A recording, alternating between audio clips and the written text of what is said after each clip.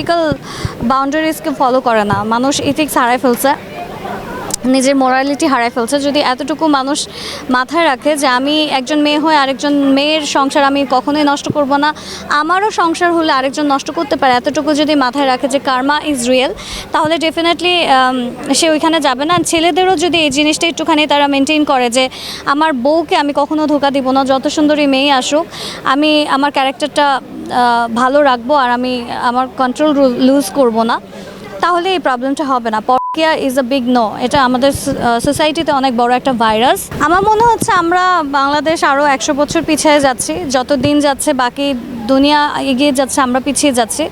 যদি খুঁজে দেখা হয় তাহলে আমাদের দেশকেও এগিয়ে রেখেছে নারীরাই। গার্মেন্টস সেক্টর একটা বড় সেক্টর আমাদের পুরো কান্ট্রিতে।